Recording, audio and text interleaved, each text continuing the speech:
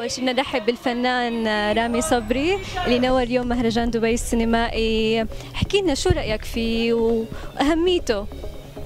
هو طبعا مهرجان دبي السينمائي بيعرض الافلام بتاعه المهرجان، واحنا بنبقى مبسوطين ان احنا بنتفرج على افلام جديده ونشوف نوع تاني من السينما. ودي مش اول مره ليا اشارك فيها في المهرجان دبي، دي تاني مره تقريبا. ان شاء الله السنه الجايه واللي بعدها اشارك باذن الله، لان مهرجان دبي السينمائي منظم بشكل رائع، ويعني حاجه مشرفه لينا كعرب يعني. برأيك هل المهرجان يتيح الفرصة لظهور نجوم وممثلين وكتاب ومخرجين؟ كمان في ميزة أنا خدت بالي منها المرة دي والمرة اللي فاتت، إنه بيخلي الفنانين يتعرفوا على بعض اللي مش عارفين بعض، يخلي الفنانين يتعرفوا على الناس الإعلاميين يتعرفوا على فنانين، المطربين يتعرفوا على الممثلين.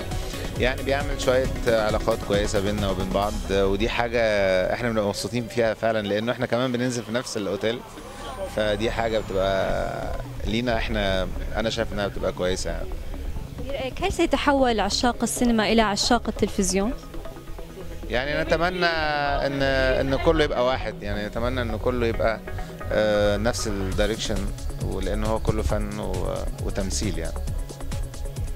شو الكلمة الأخيرة بتحب توجهها للشعب الإماراتي والشعب الكويتي، وبدنا إهداء صغير منك؟ بقول لهم كل سنة وانتم طيبين، بمناسبة راس السنة، هابي نيو يير 2015 ان شاء الله تبقى سنة جديدة علينا وحلوة ومختلفة، وكفاية حرب وكفاية عيد. وكلمة توديك أو كلمة تجيبك، مين اللي قالك إني حسيبك؟ يلا كل سنة وانتم طيبين.